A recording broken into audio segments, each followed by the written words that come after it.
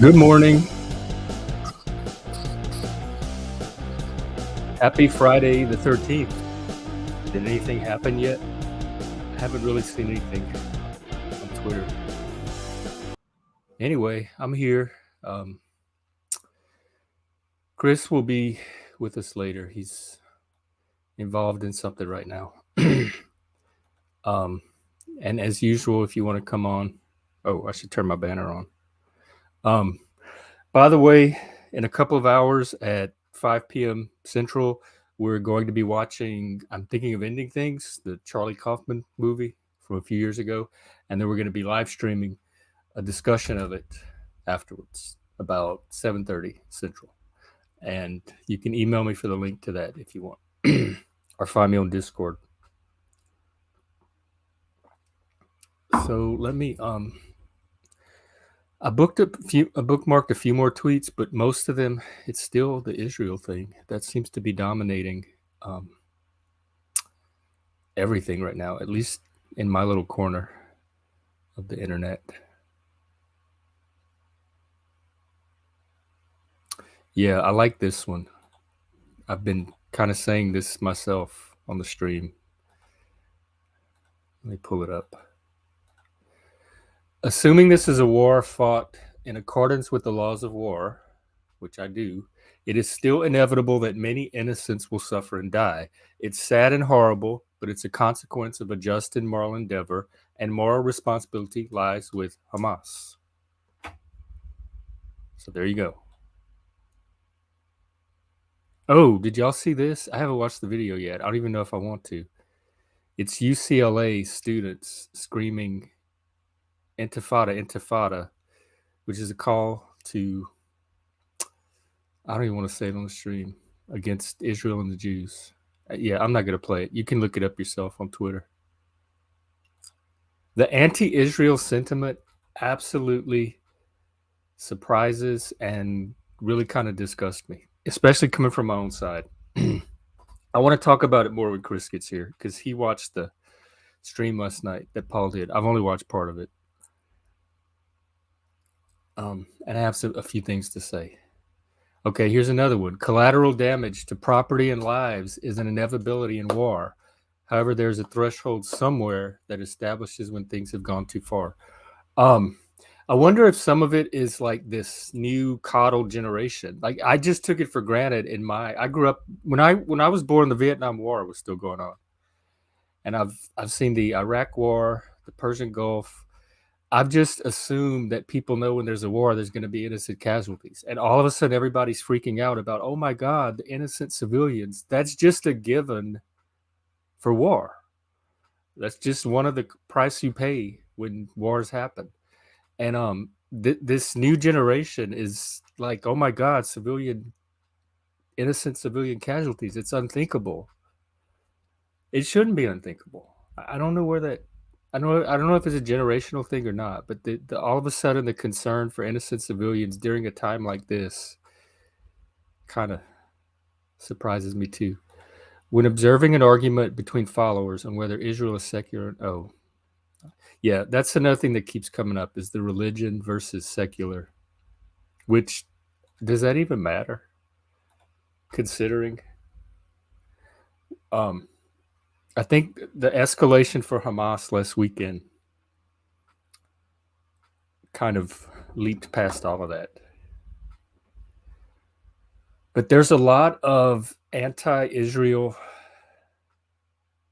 sentiment out there. I don't know if it's coming from propaganda, and a lot of delegitimization.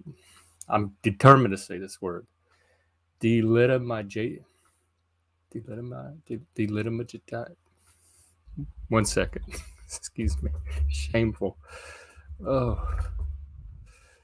Delegitimization of Israel. Questioning their right to even be there in the first place, questioning whether it is their ancestral homeland. It's the same people, to me, like they do the same thing with the U.S., but it's come from the far left. And all of a sudden, people in the center and people not the far left are all of a sudden like Israel's coming under a different level of scrutiny than the U.S. is. Like, how is it okay to defend the U.S. from those critiques, but then turn around and levy them at Israel in the same way? I don't get it. There's so much cognitive dissonance right now. My poor little brain is getting stretched. It's also dissonance within the people themselves. Like, it's probably values that are conflicting, like values related. What are the moral foundations? Fairness and versus. Let me look them up. Like, I've talked about Dabrowski and positive disintegration as well. When your values start to conflict, it's like tectonic plates shifting deep within your psyche. It can cause this disintegrative process that can show up in this kind of dissonance. Let me look at the moral foundations. Yeah, care, fairness, I think, loyalty. For me, a lot of it is loyalty. Like, I'm very loyal to, I truly believe that American civilization, Western civilization, is superior. I have no problem saying superior, but to be gracious, I could say preferable to me. It's preferable to me to the alternatives. So I'm fiercely loyal to keeping that civilization going. And I see Israel as one of those civilizations. Purity, I don't know, maybe. Equality, proportionality. I think the one on merit comes into liberty, honor, ownership. Damn, maybe all of these are in play.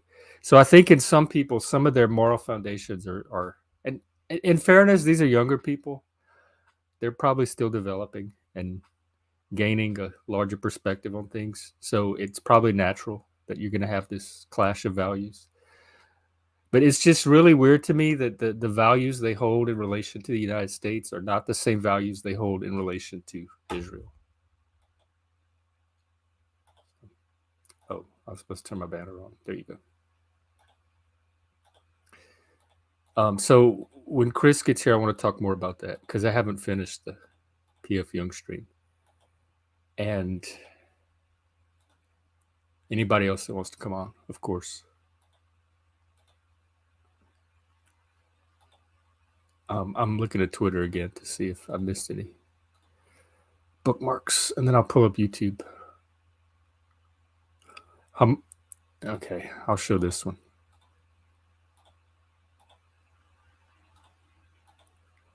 Hamas launches unguided rockets indiscriminately at civilian targets in Israel with no warning. Israel launches surgical strikes at terrorist positions with advance warning and roof knocking to warn occupants. Do people honestly not see a difference? This person says, nope, they don't. That kind of stuff. I realized I've always kind of known this, but I'm realizing it more and more as I interact with the more superstitious conspiracist side of the internet. I'm really an empiricist, a rationalist, a healthy skeptic. Occam's razor is very important to me. I apply it to almost everything. I like to follow facts and evidence and concrete, known things that I can see and touch and grasp and have legitimate sources. And there's kind of this, Jung talks about the directed thinking, which is the more logical type of thinking. Northrop Frye calls that the myth of freedom. And he talks about this more fantasy driven or like associative thinking.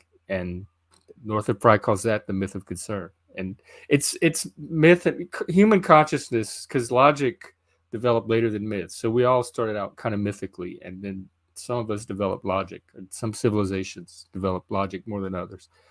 And so our consciousness kind of fluctuates between mythic, fantasy, imaginative thinking, and more directed, logical, I guess, empirical thinking. And I tend to be heavily on the empirical side. Although I do catch, like, I don't think fantasy thinking is avoidable in any of us. And we mostly see it when we look outward at other human beings. And that's where the projections most happen, because that's why I'm wondering with the Israel people, if they're not projecting there seems to be a deep mistrust of Israel and what they're capable of, or what they might have actually carried out in the past. And I wonder if they're projecting their own capacities, their own like deep dark shadow onto Israel itself. This really is kind of a Rorschach for many people. Some people see Hamas as the victims and Israel as the Paul used the word settler in his video last night, which surprised me too. And like Israel is the intruder, the invader, the interloper on this innocent pastoral society that was peacefully living in the desert. Some people like me see it's kind of the polarities divide between maybe enlightenment and barbarism, which is how I see it. I see Israel as the more enlightened civilization, and some people see it with the oppressor-oppressed axis, which I fully expect from the left. It doesn't surprise me that BLM and DSA and all those people are out there flag waving for Hamas. But my own circles, which are largely and dependably anti-woke, are using the same oppressor-oppressed axis when they look at the Israel situation. And I'm using the same like enlightenment liberal versus barbaric or authoritarian axis that I look at everything else with. So it's like their lens changes when they look east. And I feel like I'm looking through the same lens that I always look at things through, which is the lens that are aligned with my values. So if your lens is changing based on the event or the situation, then it's probably a value beneath that's causing that shift of lens. And so that's why when Chris gets here, I want to explore all that with him, because he seems like a good person that would understand all that. But anyone else can come on too and talk. We don't even have to talk about Israel. We can talk about anything. Seriously, we're doing a little. It's not a rom-com. In fact, it's not a com at all. It's like a romedy, trage. It's not even a tragedy. It's just one of those dark indie. It's Charlie Kaufman. He did Being John Malkovich, Eternal Sunshine of the Spotless Mind, etc. So it's one of those type of movies. And so we could talk about movies, books. I'm still supposed to read the Bible, especially after talking with Machine yesterday, because now the origins of Israel and Judah and Jewishness is on my radar too. And I'm coming into Abraham, and I think it's Yahweh's covenant with Abraham that is the founding mythology of the Jewish people. So I'm coming into that part of the Bible. So I really want to get back into that.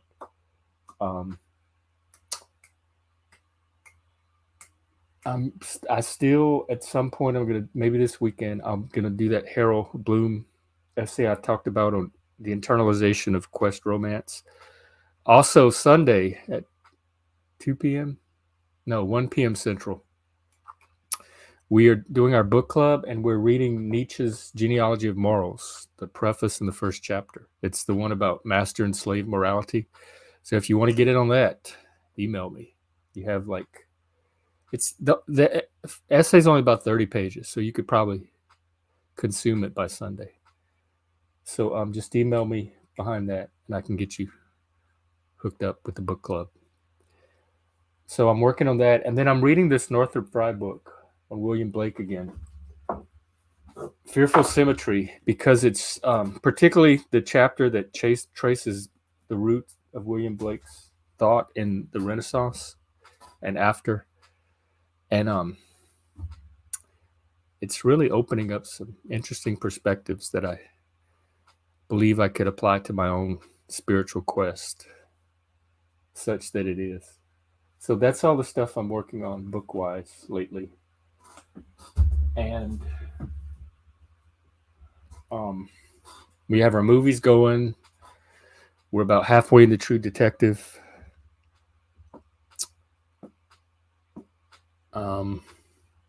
I guess that's all the aesthetic stuff I have to talk about. Oh, YouTube. Let me pull that up and see what's going on. I've kind of been out of the streaming drama. lately because I went away last weekend, and then I'm just now getting back into the little streaming circle. Oh, Jim Bob is streaming. I wonder if he let me take a peek. I don't want to risk it. Oh, my friend Jeff from Traumatype next Tuesday at noon Central. He's doing a live stream Q&A. Anybody can drop by and kind of like I do, just chat with him. So, in fact, I'll put the link to that in the room.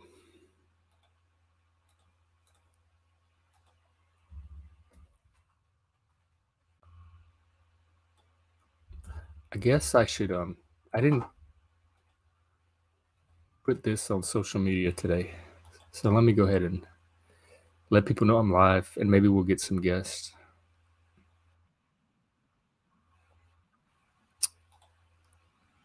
Something was supposed to happen today, right? The Friday, Friday the 13th. The Hamas put out that threat, that terror threat. Has anything happened around the world? Let me see.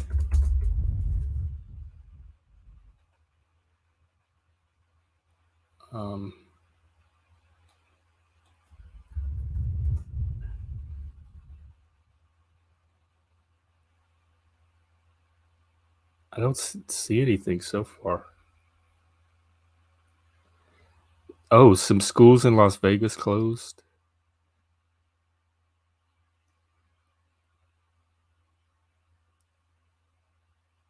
Bay Area school closures. Maybe I'm just very emotionally cold or detached, but I have a hard time. Maybe I'm just burnt out emotionally. I don't feel fear. I just can't summon fear over this. Just like I can't summon too much distress over civilian casualties. Maybe does it happen when you get older? Or is it trauma? Or was I ever that way? Like, did any of that stuff ever bother me? I'm not really a fear-based person. There's a theory that oh, somebody's here. That people are either rage-based. It's Hank. Hey, Yep. Hank. That people Yeah, are it does either look that like way as well. anger, rage-based, shame-based, or fear-based, and in certain cases, perhaps grief-based. And I'm definitely more like anger-driven, I think, than I am fear or shame. Yeah, I'm also more anger driven. I'm fear driven to a pretty good extent too, but I'm more anger driven as well. Which is annoying because if you talk to counselors that you got to do what you love and all that freaking bullshit. That's really hard to do when everyone's lying to you. Who's lying to you? You talking about the therapist? Yeah, therapist, Don't megacorps, listen. it's really hard to do what you love, follow your love when what they require, they lie about what they're gonna give you, what it's required, and all that stuff. You can't make a plan on that. Well, hopefully you're leaving them alone and not fooling with them anymore.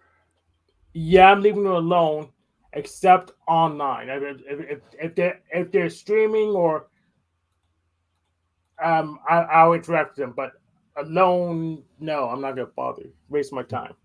Do they have therapists that stream online and like take callers I know a peer counselor other than me? and you. Chris and I are going to start. Oh yeah, that reminds me. If anyone's watching, we want to start taking like relationship calls. If you're having relationship troubles, you can come on and I don't know, talk about them and see. Chris has a lot of wisdom. I've been in several dysfunctional relationships. I've been in a very healthy relationship. So we want to start taking those kind of calls, and we might work up to an entire day where we do nothing but those kind of calls. And also, we're still recruiting for our Survivor stream game. Let's see. Israel and Hamas disinformation dominates social media. Hell yeah, it does. I keep getting taken aback by all the people that are swallowing it and who those people are. It's like a big jigsaw Yeah, puzzle, and everybody's piecing the pieces together in a different way. yeah. It's I kind of washed my hands of it. I pretty much said my opinion. I think last time I was on. Pretty much, if Hamas is some kind of genocidal government organization, then Israel should just wipe it out rather than try to roll with them. But at least according to that, maybe that's where Israel was wiping it out anyway. So Well, they definitely are. It's in their own charter. So you don't need anything more than that in their past actions yeah, to see it. and yeah, and at least when they do fight, Israel always comes out on top, like I thought. So at least statistically, they're taking least they're making Israel's making the most kills and taking least losses compared to Palestine year by year. All right. So what's going on with you? How was your day? Okay. Done with work. I had to get a new microwave today. The one kept running, was plugged in, which means a board failed. A control board failed. I don't, I don't feel like trying to repair it because the new microwave was so cheap. Plus, I have insurance on the new microwave, so I get screw around with it. If I break it, I just get another. They just get the money back, so it's not a big deal. Yeah, that's what I was thinking too. It's almost cheaper to just replace them. It's totally cheaper just to replace it. I mean, I've spent $84 if I include the tax and insurance on the new microwave, and it's a little bit thin. It's a little bit thinner, slightly thinner, same volume. It's what I got, a Mainstays one.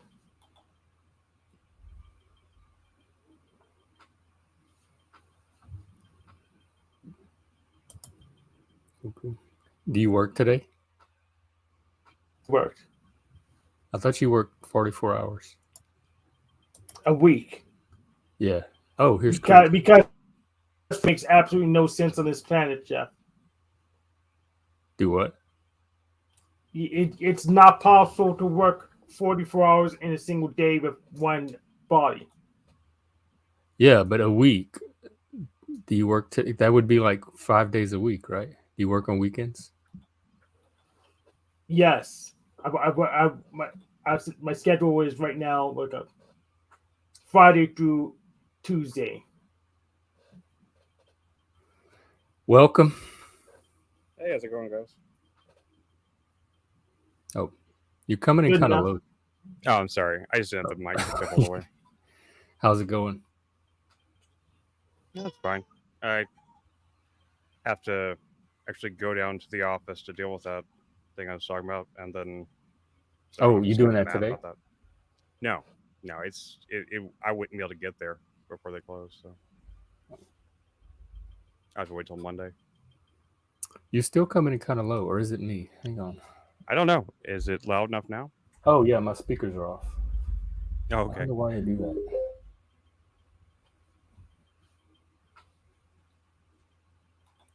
If your speakers were off, how do you hear anything at all? Because it defaults to my laptop speakers, which are very Oh, okay. What's this link? Says Internet Today. You watch them? I hate those guys. They popped up. They're- That's the only bit. That's the first video I've watched from them. I've seen them for a long time. They remind me of a lot of friends I had growing up that have turned kind of lefty now, and like they are always wearing like band shirts from bands I like and stuff like that. But they're one of those. They're just so normie. They're just like these normie Democrats that just like they have no original thoughts. They just do the same thing as everybody in the mainstream media does. They shit on Elon Musk or this or that. I mean, I'm not a huge Elon Musk fan, but like constantly calling him a moron is just stupid. Like, he's clearly not a stupid guy. He might be evil. I don't know, but he's not stupid. I don't think he's evil. I don't think he is either. But I'm saying he might. He is neurodivergent, and he has fucked up Twitter since he's been on it. Yeah, he's fucked up Twitter. He reinvented a whole bunch of things that already existed and also fucked them up. I mean, Thunderfoot has like 50 videos on him, Elon screwing shit up. Yeah, I mean, he's not perfect by any means, but he's done You some hear good him? things. I don't know. I don't think he's a moron. And like anybody whose constant stance on Elon Musk is that he's an idiot, I'm just like, Joe is you hearing just an echo Joe hears an echo. I Yes, don't hear from you, one. Jeff. from me. It's ours from you. Let me go on mute and test it. Mic check. Yeah. Mic check. Can you 1, hear 2, me now? 3.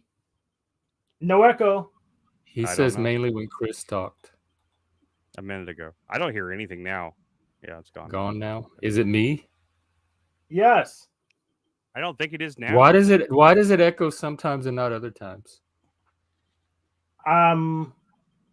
Because I don't do. It's the same arrangement every time. I don't change anything. um, I have no idea. So must be what device is picking up. Maybe your laptop might pick stuff up instead of your snowball.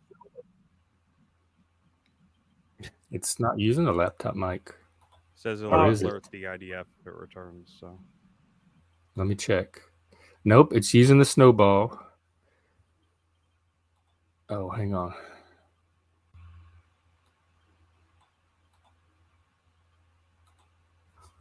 Say something. Something. Is the echo still there? I don't hear anything. He said it was negative. gone anyway. Okay. My speakers have two settings. And sometimes it switches to the other setting, which is a little louder. I will alert the IDF if it returns. Okay. Did anything happen today for Terror Day? Not that I've heard of.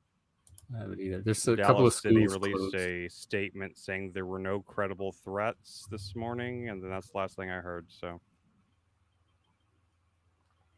I renewed my Mint Mobile plan. Well, we'll alert the IDF about that too. Oh, you should. They probably already know.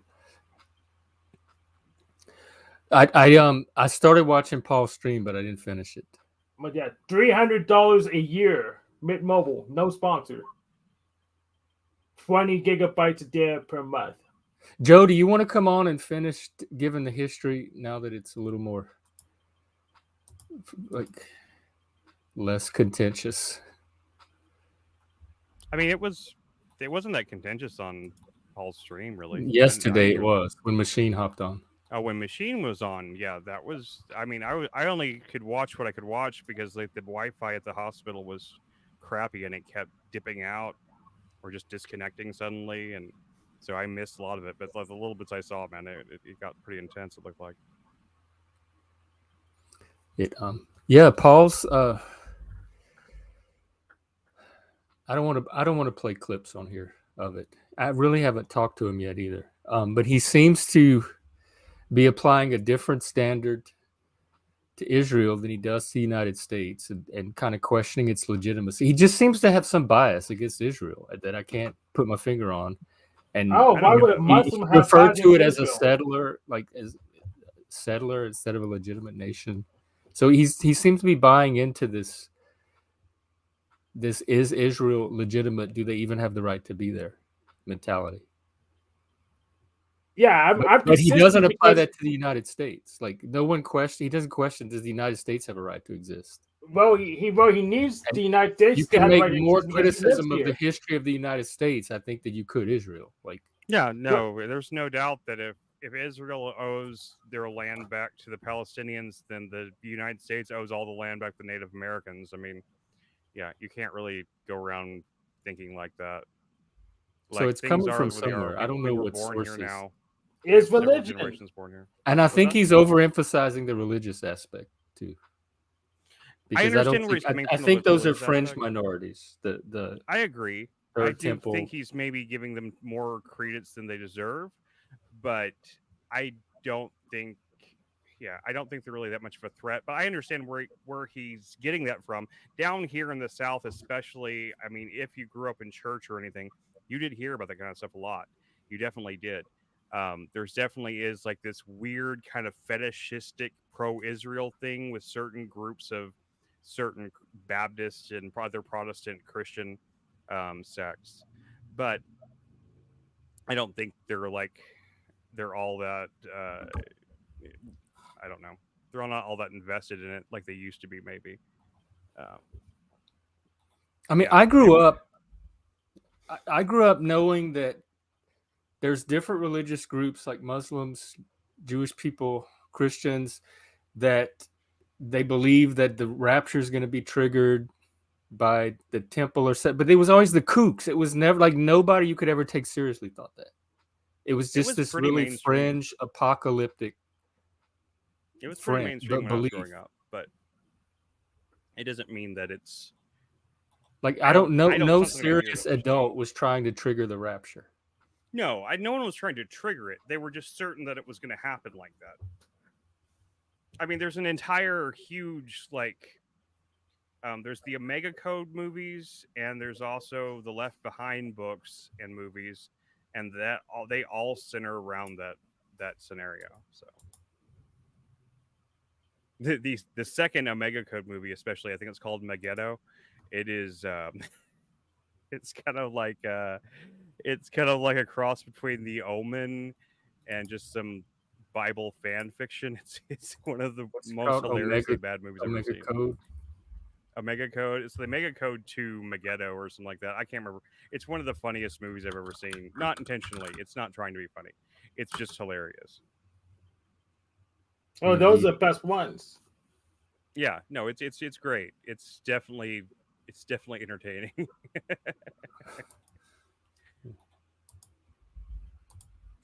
And Joe said, Yeah, "What what other other home do home? Yeah, you Oh, say go it ahead. too. No, I just said he said what other home the Res ladies have. I don't think Yeah, Paul that's sees right. it at the moment. Yeah, I agree. Yeah, most of Israel has been born and grown up there. Same thing with us here in this country.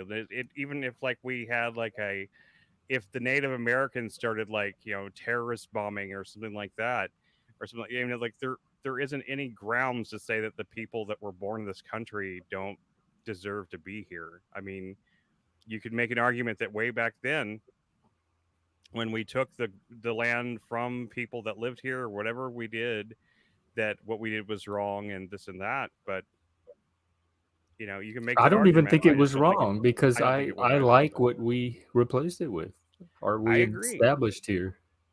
I agree. I mean, I'm on America's side. I'm just saying, like, you can make that argument. I see where it comes from. I just don't agree with it. Legitimacy is bullshit we made up. It makes no sense. There's no such thing. Stolen lands becomes legitimate land given enough time. It's not standard, but it's the one that makes the most practical sense. I agree. And they have more claim historically to be there than we have to be here. Yeah. Definitely. Right. I Yes, don't. exactly. This right here. These are it's bigotry that keeps the ones that are not coexisting from doing so. It's I'm, just pure tribal bigotry, whether it's religious, ethnic. the Muslims took Jerusalem from the Jews a long time ago in the first place. So, I mean, if you really want to go back to it, like the reason the Muslims were settled there was also the same thing. And warfare goes back and forth, and they wipe out this, and so this sect gets wiped out, gets replaced with another one. You know, they there really isn't a leg to stand on for the people that are saying that like, oh, the Israel doesn't belong to be there because, well, it was stolen from them a long time ago in the first place. So like, how do they have any less of a right? I mean, you can say no one has a right to the land. You could say that, but in that case, it's just whoever's strongest wins. So Exactly. You get it. Wasn't blows Shem down the on one us. that And you know who's who was the strongest one on that this had conflict sex is with Noah? Israel. Ham? Israel's the clear strongest. Oh, that was Ham. So yeah, that's the part of the Bible I'm at right now is the Noah.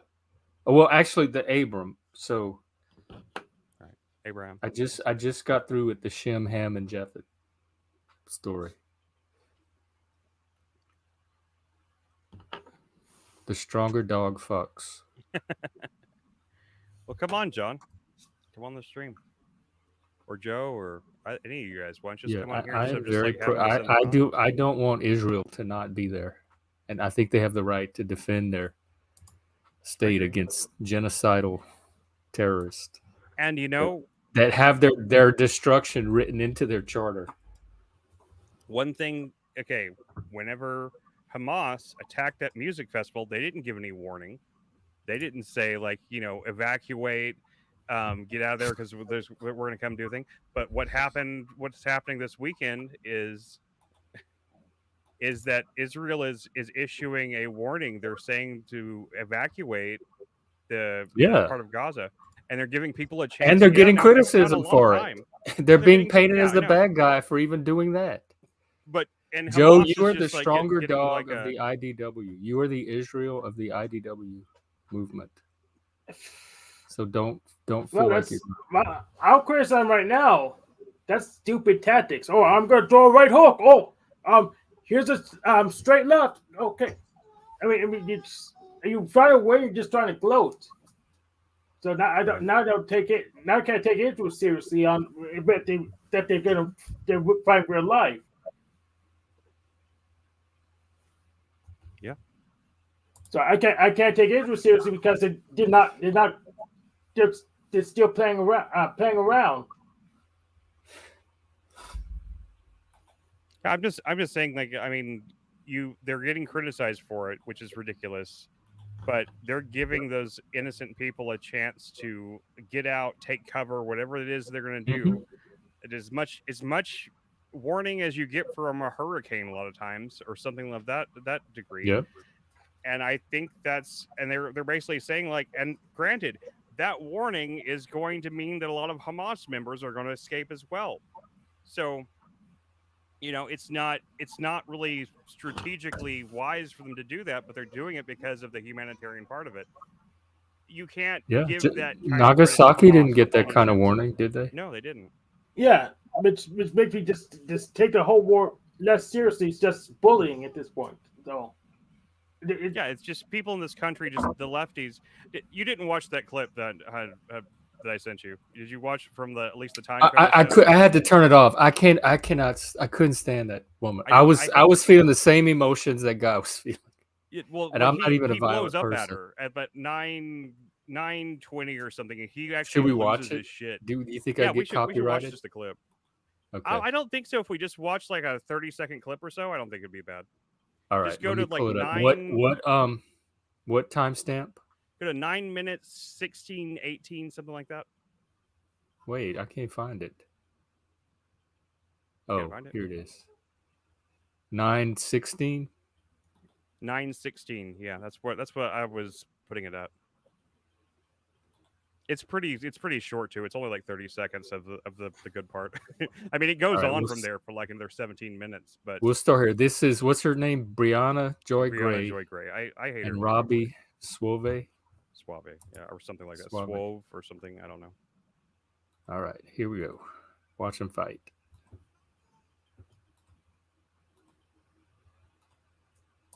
Palestine and justify. Oh wait, I gotta switch my speakers and go on mute. Hang on. Okay.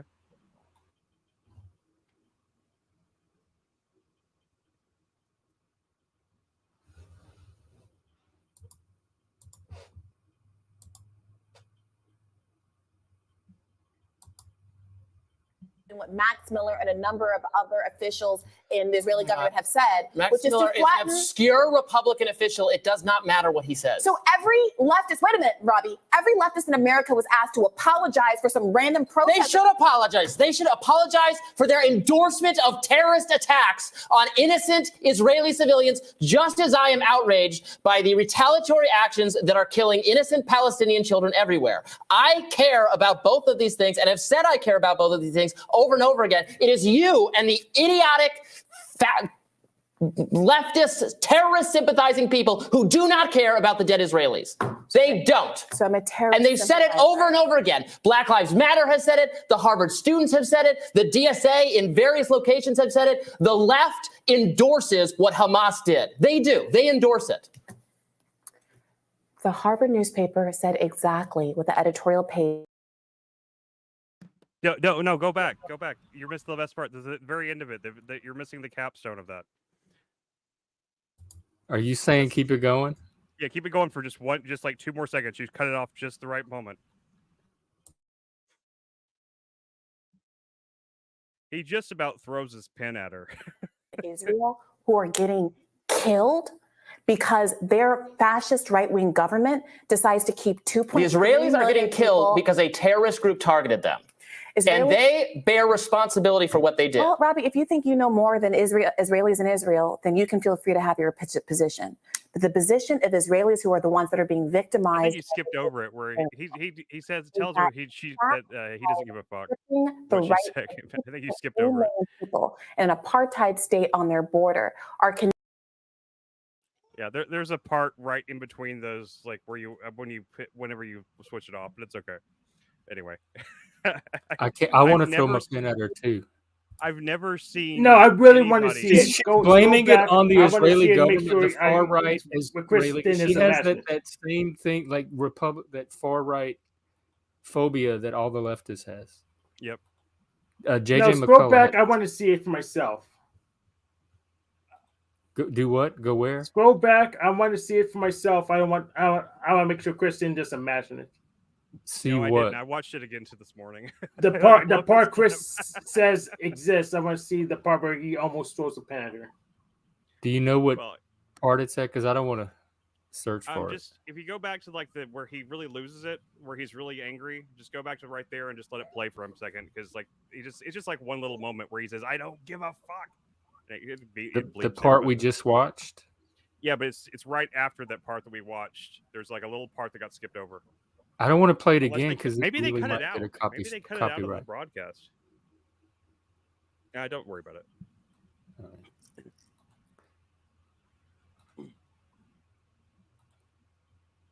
it. Joe said that Nagasaki did get a warning. It was Hiroshima.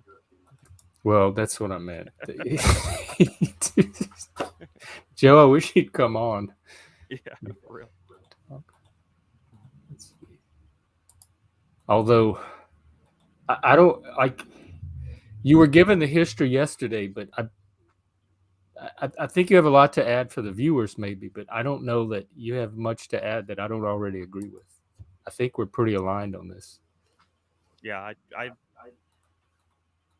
mean, I try to just like kind of remain on like this side of innocent people, but at the same time, like Israel's in the right to fight back against this. I don't want to see innocent people get killed, but this is a war. Like then take it up with Hamas, because they're the reason innocent people are about to get killed. Well, they already killed a bunch of innocent people themselves. They killed hundreds of people at that music festival alone. And I think Israel's going out of its way to minimize that number. They really are. I mean, Israel could easily, absolutely crush Gaza. Then they should. They're wasting goddamn time with the bureaucracy bullshit. That's pissing me off. Well, I mean, there's a good. And Gaza can end. They talk about open air prison. They can end that at any. They could just leave. That's what I understand. What open air prison can you leave? Because the Palestinians could just go somewhere else if they wanted to. All they have to do is agree to Israel's right to exist. Yes, after they do that, and stop the terrorism and ratify the agreements that they agreed to ratify. Yeah, but after they do that, some country will take them. I don't understand this whole argument that it's an open air prison. It's not a prison. It's not. That's rhetoric. That's rhetoric. Yeah, that's the whole apartheid state thing. Yeah, that people keep saying, and it's just not. Like, I've never heard anyone say anywhere that I mean, Israel doesn't want the Palestinians there, so why would they be keeping them there? It's only a prison in the sense that they're not allowed to, that they're not trying to like let Hamas members in to bomb their cities and stuff. I mean, Egypt won't take Palestinian refugees. Not to mention the fact that Israel has let the Dome of the Rock and everything remain in Jerusalem, and that's like, it was built over one of their holy sites. They're extremely understanding to the Muslim people, in my opinion. The Muslims have that weird black cube thing in there on the Dome of the Rock, which I personally find. You mean the Kaaba? Yeah, I think it's creepy myself. The Kaaba. Do you think it's creepy? It's a giant black cube. I think it's Okay. cool. I mean, it's kind of cool, I guess, but I think it's cool as well. it still seems like it has a dark purpose to me. I don't know. A dark purpose. It's just a cube. Well, yeah, but why? I don't know. Let me look it up. I've read explanations for it. Just none of it really quite makes sense to me. It's a shrine. I think it's like a little like shrine room that certain priests go into or something like that. I think I read, but I don't know. It's I've a never been there, shrine so- and their most important holy site. So And it doesn't Israel- have any darker of a purpose than any other church, huh? I suppose so. But anyway, my point is that Israel could destroy that shit anytime they wanted, but they don't. No, because I think Israel is tolerant, enlightened, and liberal. Yeah. Does liberalism win wars, though? It's can. one view.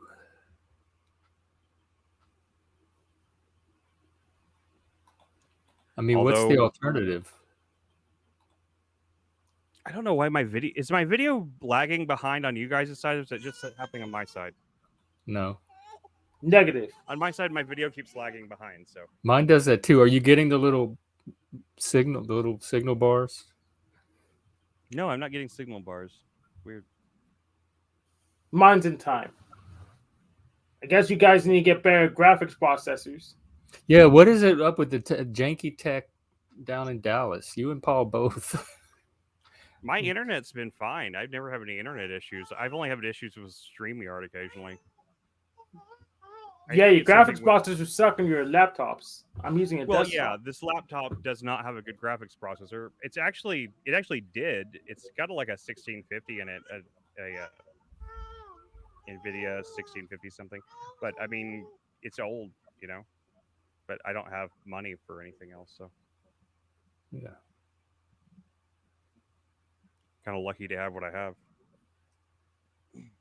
Well, The we're glad you alternatives just defeating all the enemy combatants, no matter who they're hiding behind. I So- mean, that's so the what? idea, right? That's how you win wars. They either surrender or they're defeated. That's how you're supposed to win them. Yeah. But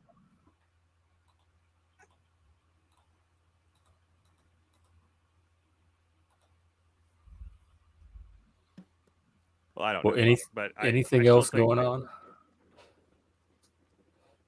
Not really. Surprised Jack isn't here. I was talking to him earlier last night. Thought he said he was going to come on today to the stream, but Well, he might we'll be busy. on again tonight too. We have about an hour before the movie, and then we'll be back after that. Sure. So,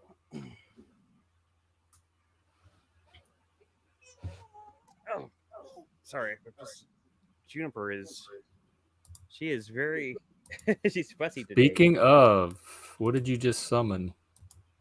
Oh, there he is. Yes, you have summoned me. I did. I summoned you. I missed the past few minutes, so forgive me if I missed something important, but like that relates to what I'm gonna say. So like I want to challenge your view, Jeff, in particular, but just any, and again, it's not this. Like I'm very unemotional about this for the most part. Like I don't really have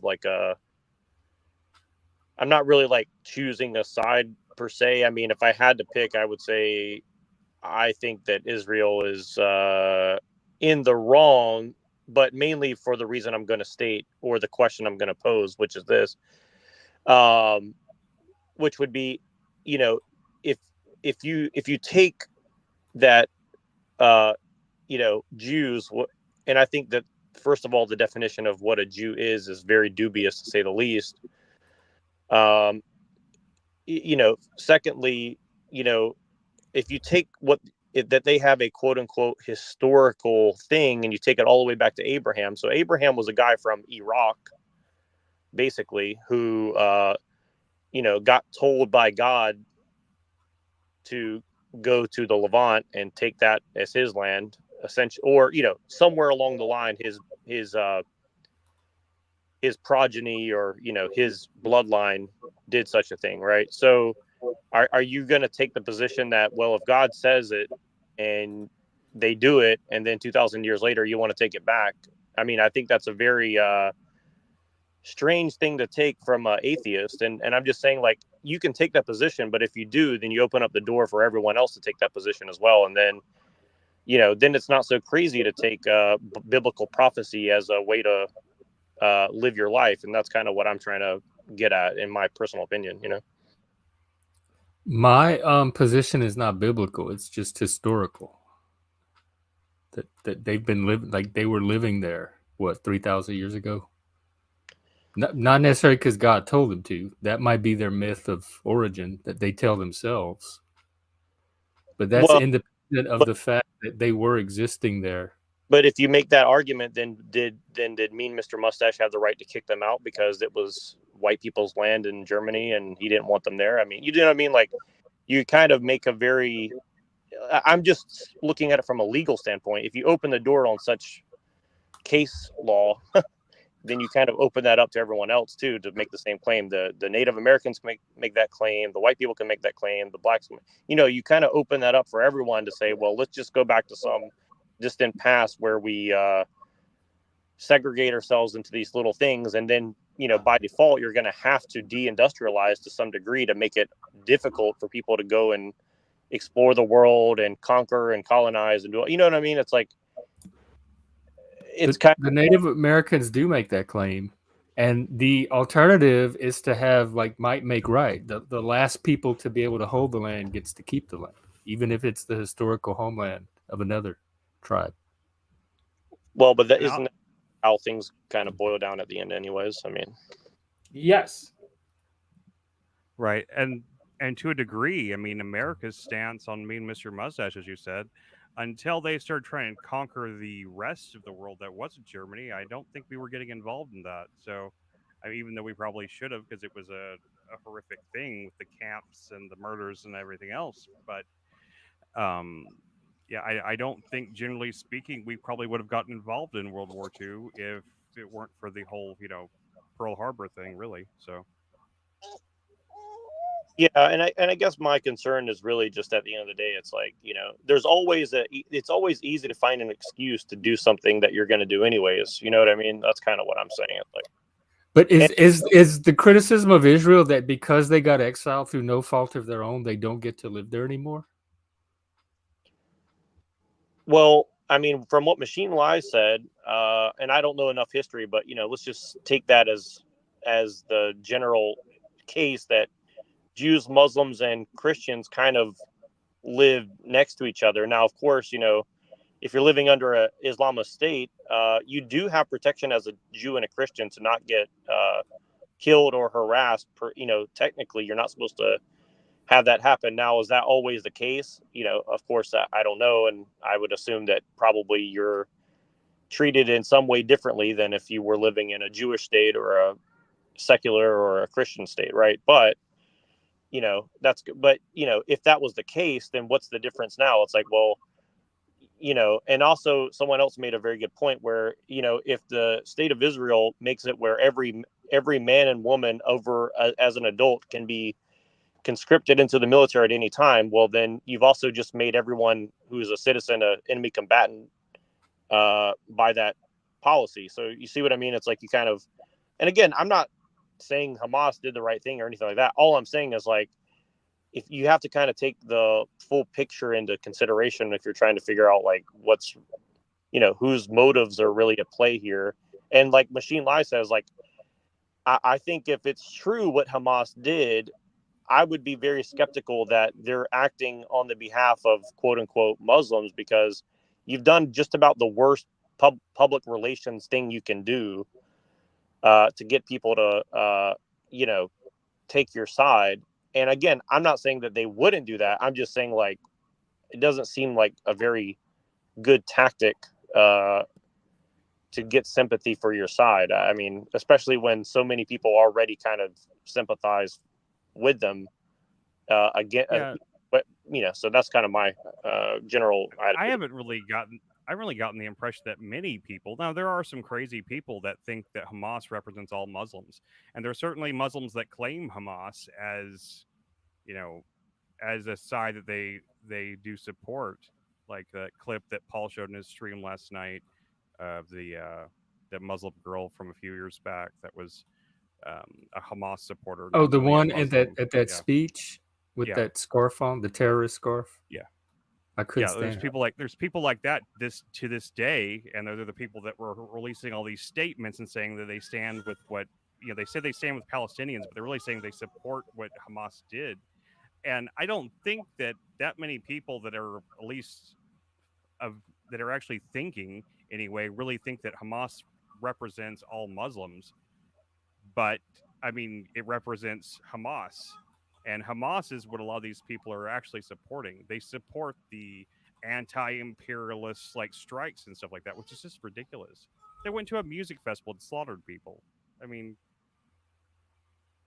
it's really no different than any school shooter or mass shooter in this Yeah, country. Or it's anything else. terrorism. It's Terrorism. my understanding that most Muslims don't support it and don't Yeah. feel like Hamas speaks for them. And I have nothing against Muslims. I'm not Muslim. I'm not Jewish. I am as white as they come. I'm as a white guy, raised in a Judeo-Christian conservative. Aren't you upbringing. Hispanic, white Hispanic? Technically, yeah. I'm half Spanish, but So you're like I don't have any like country sympathy for Spain. Like I don't understand that mentality. Like if I grew up here, I'm an American. I don't think of myself as Spanish, but I just mentioned one other thing because I have to jump off for a minute. I'll try to jump back on as soon as I finish what I'm doing. But sure. The other thing is it's really only Jews that really look at, Judaism as both a religion and a race, and it's interchangeable. Muslims don't really care what color you are. Christians don't really. They're not supposed to care what color you are. Negative. Jews officially say it's a religion. They treat it only as a religion. It's a national identity. I don't think started that's as a religion. No. You got to talk. I'll go ahead and bring a citation. No, go talk to most Jews who are secular, and you ask them, "Are you Jewish?" They say yes because I'm racially a Jew, and they count those who are secular as Jewish, regardless if they're "quote unquote" practicing Jews. I mean, that's very but well known. Then there's stupid people. I mean, if we ask a priest, they say it's a religion. Yeah, well, but my point is, where it concerns Israel in particular, I mean, Israel is totally based on that because they have an extreme view of "quote unquote" Judaism. You know what I mean? I mean, that's kind of my point. Judaism and Zionism is not the same thing. Well, of course, but that's kind of my point, and that's what P.F. Young was really harping on last night, and I think it was a very intelligent point. I mean, you got to look at, I don't think he's making the claim that it's all about the religious beliefs per se, but it's a combination of psychological, religious justifications that makes, if just leaders point and say, let's go throw 500 million people into the meat grinder in the 20th century, they need people to go and do that, because if the average person just says, no, we're not going to participate, then they won't.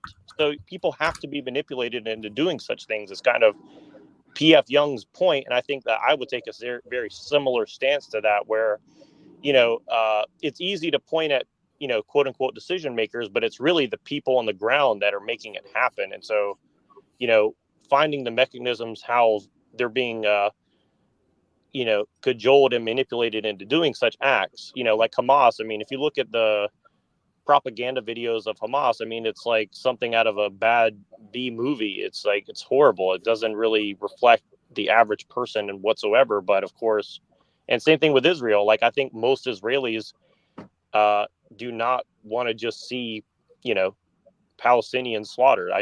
I really don't believe that. And same thing with Christians. I don't think, even the average, soldier who went and fought in Afghanistan and Iraq against Muslims, I don't think that they hate Muslims as a whole. I think they are concerned because their way of life is so different and they don't want it to be their way of life. But, if that's really your goal, there's a lot of other ways you could prevent such a thing happening. And I think that, talking about defense versus offense is a very interesting thing. And I'm kind of surprised that people don't talk about such things. It's like, it's much easier and cheaper to defend yourself rather than go on the offense all the time. And I think that you see what America and everyone's been doing for a long time. It's like, there's something or someone funding this, because without funding, it's not going to happen. And a lot of times people can't pay for their wars, and therefore they lose their sovereignty. And I think that's kind of what I see. Is I see a lot of this is religious related, but it's also, financially and Machiavellian power plays at work as well. But it's also intergenerational. So finding out what that's all about, I think, is very important. I don't think people are just born into a blood feud, by their nature. I think they have to be indoctrinated into it, or given a certain perspective or lens that they look at the world through, and they come to that conclusion on their own. And so I don't know. That's kind of my overall, very, abridged comment I wanted to make. But I'll jump off and listen. I have to wait real quick before you jump off, because I missed part of it. Who's being manipulated into doing what? You mentioned having to. Everyone is. I think everyone. But is. in the context of what you just said, I missed who was being manipulated into doing what. I think the Israelis are being manipulated. I think the Palestinians are being manipulated. I think for sure Christians are totally being manipulated in every way possible, in my opinion. I mean, I know that. I just know that. To do what? And then I'll ask by whom. But I don't know by whom, but to do what? What are they being manipulated into? To take sides in things that they really don't understand. I don't think that Zionism is a old idea. From my understanding, Zionism is a very new idea. I don't think that Christians believe that it was the Jews who should take Israel. And I don't even think a lot of Jews believe that for a very long time. I think it's this kind of a cult interpretation of the Bible that's being brought into mainstream interpretations of Christianity, Judaism, and I don't know about Islam enough to comment on that particular side of it, but for sure in Judaism and Christianity, I don't think the average Christian for the past 2,000 years thought this is what's going to happen, or we need to facilitate this to happen. And, and I'm not going to, say who I was talking about this with, but I think also like people's interpretation of the revelation and the prophecy stuff is totally out of whack. And I think that's something to get into as well. I think that a lot of these cults that are messianic are kind of being severely misled in their interpretation of the situation. I also think they're threat. I don't think they're a threat. I just don't think they have the average Christian just goes with whatever the priest tells them. They don't read their Bible. They don't know what's going on. Let's go with the average news Christian doesn't have a priest. And defending your territory from aggressors doesn't take much outside manipulation at all. And I think that's the motive behind a lot of what Israel does. Is just national security. I mean, yeah. I don't know. I mean, I see where Jack's coming from. Help me understand it then. Just particularly the manipulation part, or what sounds I don't to me fully understand that part either. Part. I don't fully understand that part. I think I know a little bit what he's talking about, but not enough to really speak for him or speak on that. Really, it's not something I'm seeing as much. I mean, I can summarize it. Okay. I have an opinion somewhat. Yeah, he's just saying most people are NPCs. That's all he summarizes. Most people are NPCs, which sure, in this context, sure, we can go with that. But then we have to isolate who's the players. But if you're being attacked, like Hamas, what Hamas just carried out, that doesn't take manipulation to respond to. It's not like they're just going to passively sit there until they're manipulated into taking action. Yeah. So I don't understand the shadowy puppeteering that is necessary for people to take actions that they would normally take without the puppeteering. The manipulation's probably in It's the restraint. Occam's razor for me. Like it doesn't require. The manipulation's probably in the restraint then, because normally, what most people do is just level the place in response. So the manipulation's probably in the restraint, and the reason for it probably to keep the war going on and keep the money flowing. I just think it's basic prudence and ethics. Like, I don't know. I tend to find simple explanations for rooted in human nature. If we're going to insist on ethics, we shouldn't have a war. We should have a martial arts tournament or something. No, we can have ethical wars. We've done that most of our history. Name two. Like I think Hiroshima was probably an exception where we just flattened them in response. But most of the wars we've engaged in, we've tried to be tactical about, and we've tried to minimize civilian casualties and be humanitarian as possible. Not because we were manipulated. That just is a reflection of our values. Yeah, I mean, I don't know. Hiroshima and Nagasaki, man, that's a rough one. Those are major population centers. Mostly innocent people were killed. Here, this is what John says. Yes, but innocent people have died in wars from the beginning of time. I don't know why that's suddenly a sticking point for everybody. I'm just saying we didn't attack strategic military sites. Right, and I did say that was the exception. I said for the most part. That's what I was saying too. I was just saying that was a rough one. That's all. It's a hard one to. But you could argue that the people that were killed in Hiroshima and Nagasaki, ultimately, I guess you could say, were sacrificed to prevent many more deaths. Because if the war had continued down the road it was going before that, then there would have been a lot more deaths than ultimately there were in. It's just that kind of calculus that I'm personally glad that I'm not involved in politics and would never have to make a decision like that. Because that's the kind of shit that really fucks somebody up.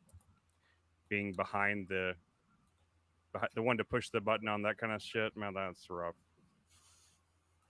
And I keep coming back to those moral foundations. It's like the care-harm axis for some people takes precedence over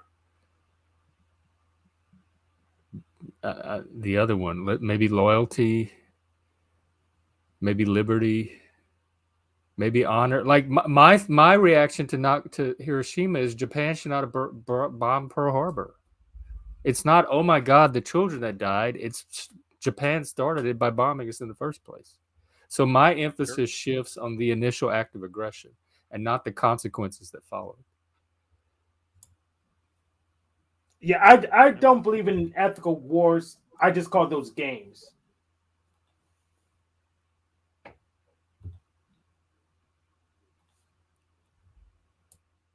I don't know. To be honest, I mean, I've thought about it a lot.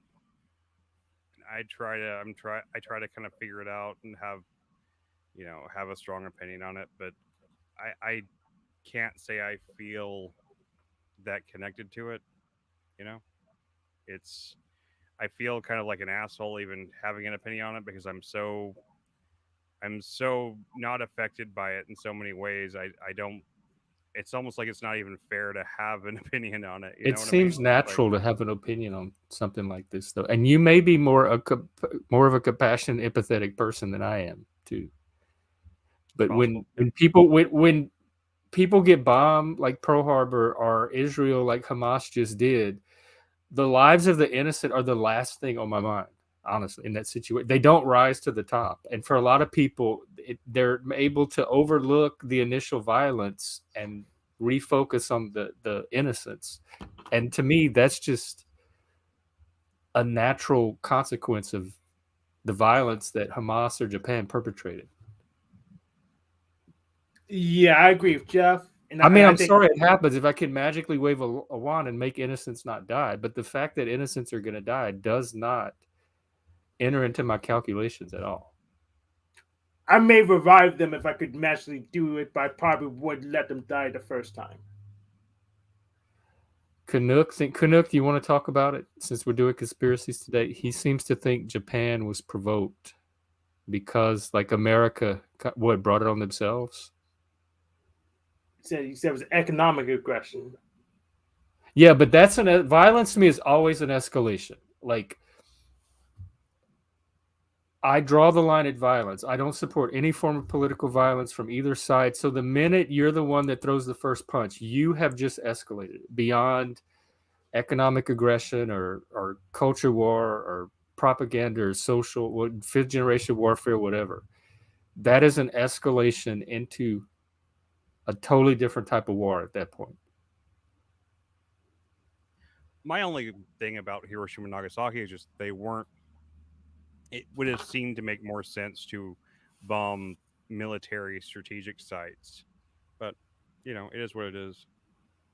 They bombed what they bombed. And this is also where we disagree, because I think violence is physical. I think that the word violence and harm and all that has gotten expanded to include things that I would not necessarily include under violence, because I limit it for those extreme types of physical acts that bring physical harm to people. I tend to think of it that way too. Oh, okay. So if I put you in a little box and told you can't leave, that would not count as violence? I would not call it violence. No. Oh, okay. So I could just keep you as a slave or put you in jail. That doesn't give you a green light to do it. I'm just telling you That's how not violence. It's okay. Describe it. Just there's many things that aren't okay that aren't violence, though, Hank. Just violence isn't the only thing that's bad. Oh, okay. But if I did that, you shouldn't be able to hit me in response. Because that'd be an escalation. Correct. Okay. Unless it's in self-defense, to like escape or get away, or you're trying to. Oh, you're allowed to hit me to escape. Oh, okay. If you're coming at me, you're gonna get hit. Oh, okay. I think, and I would consider that. I would consider violence in self-defense a legitimate form of escalation. I think someone restraining you would be considered violence. It is physical harm. It's physical maybe it's restraint. a gray area. I don't consider it violence. Plus, I'm in the BDSM anyway. So. I mean, I don't think words are violence. I don't think it's violence when someone misgenders someone. I don't think it's violence. I'm just saying, but like we're talking about, if you're actually being physically restrained, that is a violent act. So my criticism is with Hank's whole like premise there. I think that premise is false. Yeah, I agree. I agree with Chris. That premise is false. I don't consider that Canuck. I don't consider that violence either. I consider it emotional abuse, but I don't consider it violence. So we're just talking semantics right now. Yeah, I agree. That is just semantic.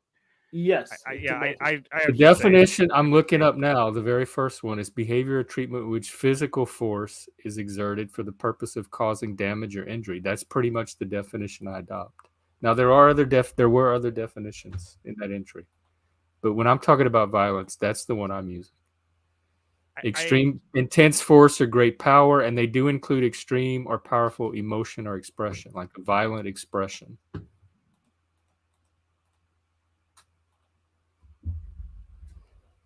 Yeah, it is non-trivial. I like getting into semantics too. I think it's very important for discourse, which I guess is why I'm pushing the point so hard. I mean, I tend to agree. I think the term violence is overly used as a literal term anyway. I don't mind if someone's like in a poetic context, like in an artistic concept, or someone says something that's emotional violence or something like that. I don't mind that so much as alliteration. But whenever we're talking about in legal terms and stuff, which is it started turning into in society, it's ridiculous just to call anything that's not physical aggression to me violence. And I do think that like restraining someone like in a kidnapping, that's almost no way it can't be violent. You really can't have a peaceful kidnapping. But if it's it's not words, there may not be physical injury in being restrained or kidnapped.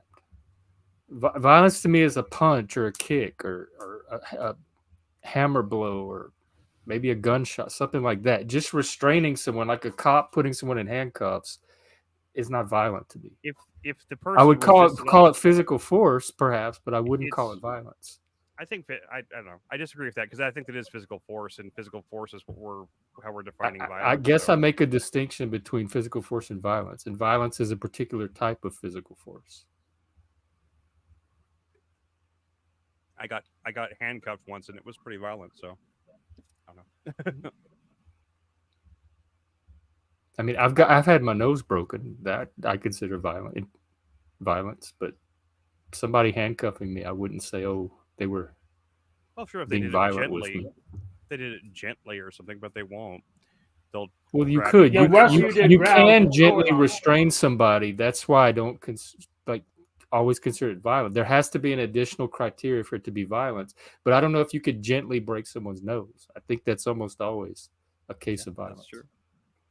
That's true. I guess they could put you on anesthesia and just chisel at it. Right. I suppose so. I guess Well, because you can't say then maybe that surgery is would not be violent. violence. If I'm under anesthesia and they're chiseling away at my nose, perhaps that's not violence. Is surgery violence? That's what I just said. Yeah, I don't know, but I do know that there's allegedly a lot of people with ASPD that are surgeons. So I don't know.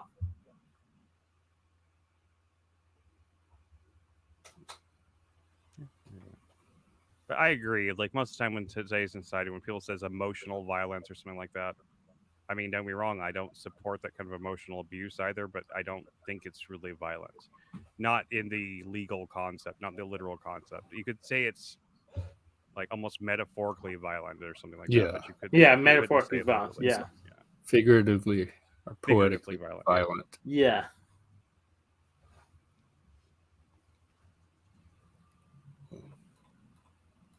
What time we start the movie at? About 45 minutes. All right, so we're starting at 5. Oh, Chloe's back. Cool. A violent car accident. That's why. Yeah, Let me know if my I audio agree. goes out. Canuck, Sound good, man. it is important Yeah, to drill down to axioms with sincere motivations. I love that shit. Yeah, I agree. Some people find that's it why tedious. That's why I was distinguishing it from a legal context as opposed to a figurative one. Yeah, and I just want to qualify what I was talking about before. I'll give you an example of what I mean about manipulation. Okay.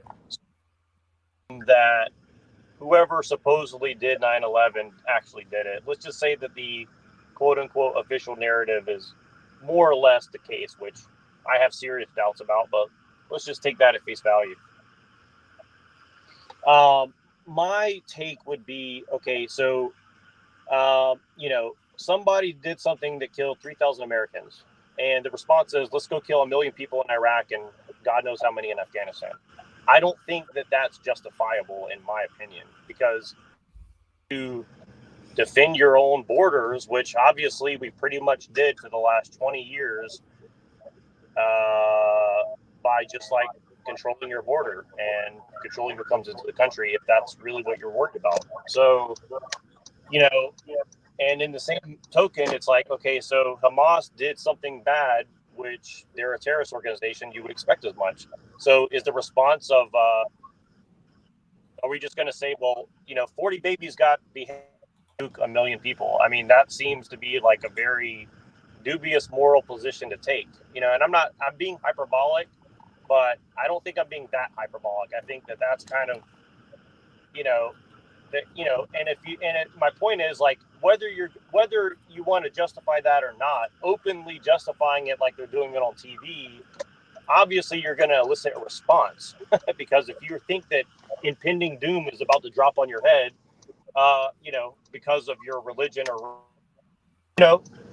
don't be shocked when people go and react. I mean, you see what I'm saying? Like, my point is, like, with Andrew saying what he said yesterday, Andrew could have that opinion, but why does he need to go and say it publicly? Like, if you're in a war, which a lot of people think that they are, and I think even Andrew thinks that he's in a war of sorts, everything you do, public and private, has a reason behind it. So my point is, a lot of times we see, the chance, like, I'll give you another example. You think that Biden being president is just like an accident, that you have this old, feeble man who's supposedly mentally incompetent on the world stage? I don't think so. I think that's a tactical move by the United States to present a certain, position to the world.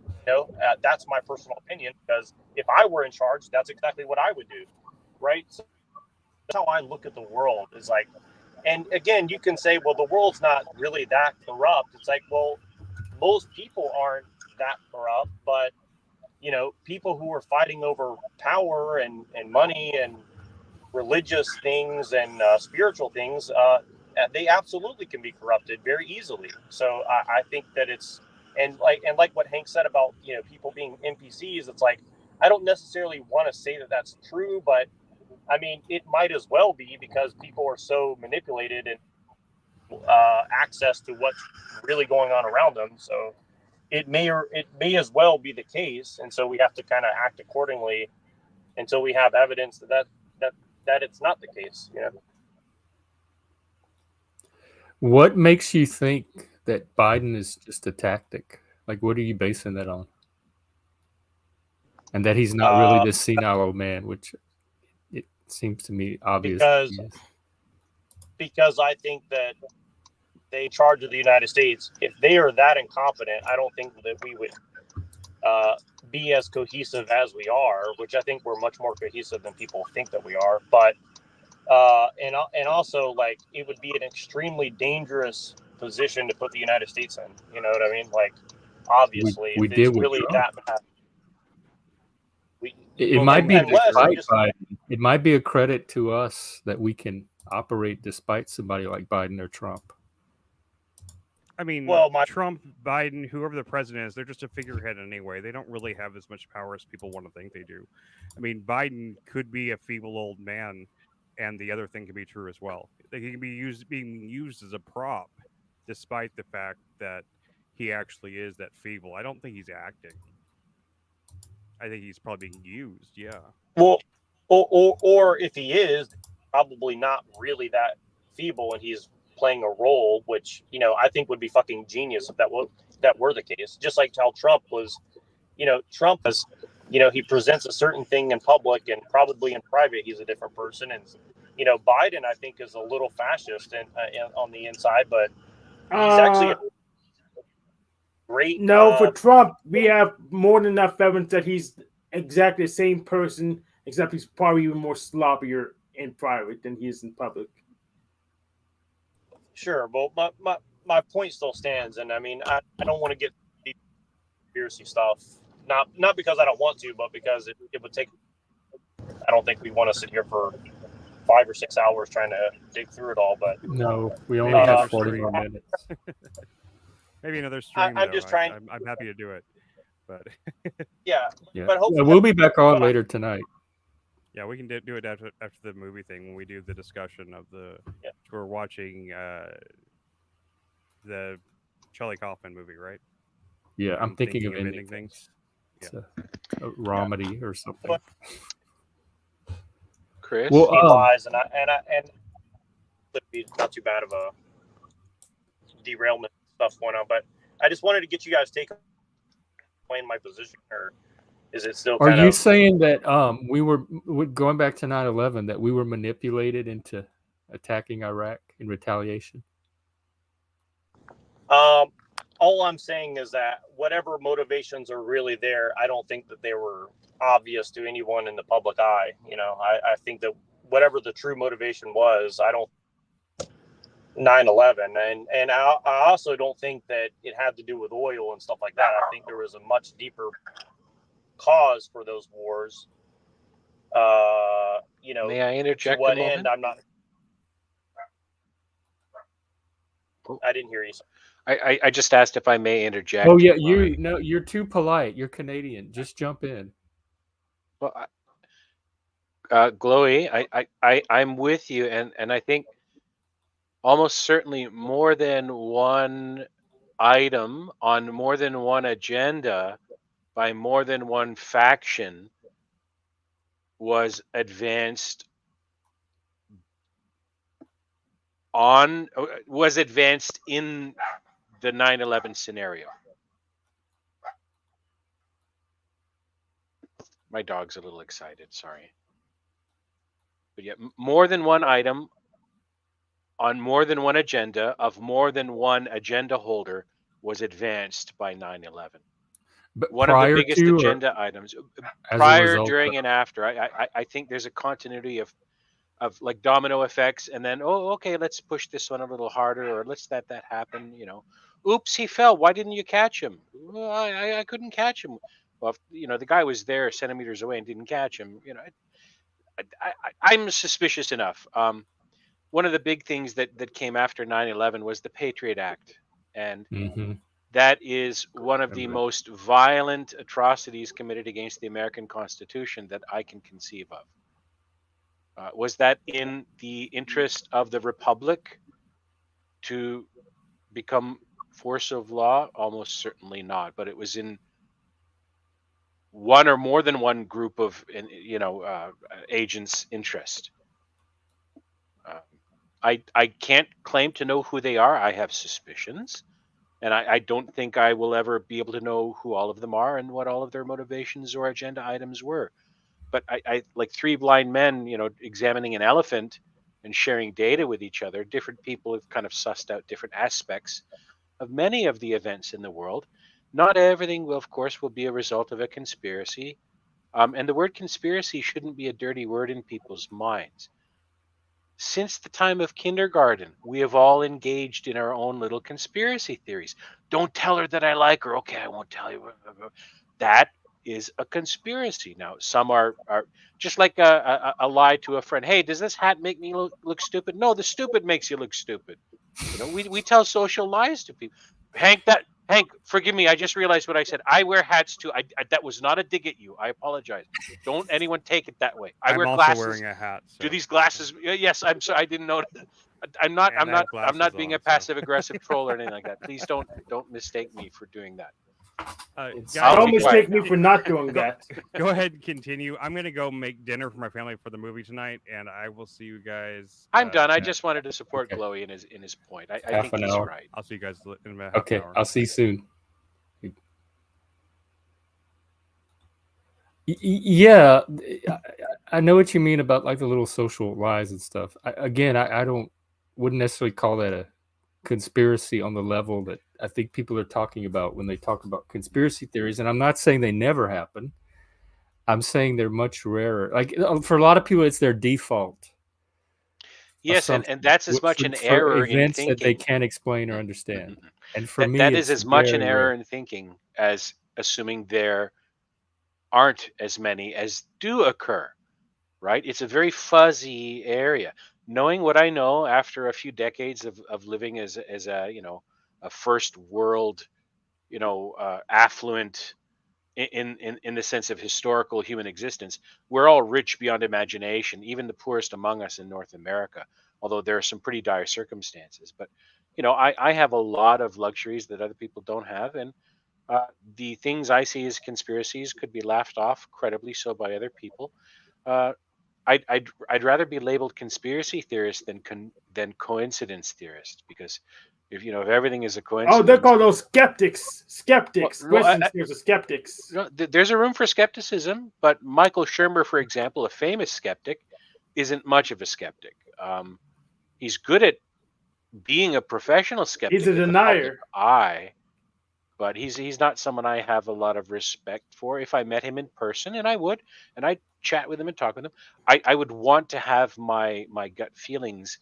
I would want for them to be dismissed by a genuine interaction with him if I ever have the chance, but that won't happen. That's okay. Yeah, he's an Abrahamic Mesotheist denier, and he charges just to speak. So, But yeah, I don't think conspiracy theories happen as often as many enthusiastic conspiracy theorists, hobbyists, and so on, and I'm kind of one, believe.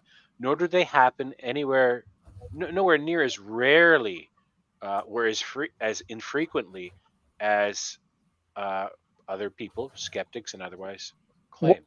And I would just put a finer point on that. I think also I would say this, that my suspicion is the conspiracy theories that are actually going on, like, for example, why was JFK got rid of, or whatever. It's like probably whatever reasons that were given are, you know, even if it's true in a sense, I think it's probably obscuring a much Yes. deeper sense. That's called a limited hangout.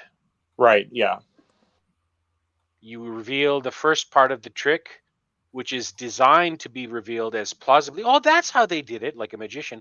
But the real element of the trick is obscured or veiled or obfuscated by the limited hangout you offer to dissuade further genuine investigation or attention being directed at it. Right. One of the ways is, of course, to offer a limited hangout and then denigrate or besmirch the reputations of people who seem, with quotation marks, to have fallen for it. You know, that was a raccoon in the bushes. That wasn't an alien, and someone staked their reputation on faked video that they didn't know how to unpack. And you know, that's a crude example, but a limited hangout is a thing. It's a tactic in the game of stealth and manipulation that happens for geopolitical and other reasons, other incentives. I'm sorry, not incentives, motivations. I'll hush. Yeah, and this goes back to, like, a very long time of warfare. I mean, people have always done such things in warfare, and and most good warfare doesn't need a single shot fired. It's much better to get your enemy to attack himself or his own allies than to go and attack yourself. You know what I mean? Like, this is kind of what the way I look at this kind of stuff is like. That's why I say everything that we see is, for a dual purpose. I mean, even if it has a hint of truth in it, like, this whole thing with like, oh, Hamas just want to wipe out Israel. It's like, well, I'm sure there is a group of people that called Hamas who believe that, but also I think that they play a great role in making it seem that if you have a legitimate criticism of Israel, and this is just an example, I think this applies to a lot of other stuff. Then you by default are going to be associated with it. And same thing with Mean Mr. Mustache and all this other stuff is like, and someone like Trump was another great example because he basically revealed the method to some degree about how the media is manipulating and fake news and all this. But at the same time, he was participating in a different version of it, which people accurately called out. But the real goal, in my opinion, was to divide and conquer people, where the left and the right were calling out legitimate things on both sides, but yet they can't come together because they have this very rigid view of from their own perspective, I guess is the best way I could describe it. And I think that's kind of how this stuff works. And I think I know for a fact that Jeff understands that because he saw that happen in real time, just the way I did. And you see it. Like you said, you just see people just dividing themselves over something that really they shouldn't be, totally disassociating from each other over. I mean, and I'm so glad I'm a much more shallow thinker than you are. I watch scam baiting and troll levels and stuff. I think most of the time things just seem to happen in aggregate, and people make a plan that technical. May I ask you guys all something?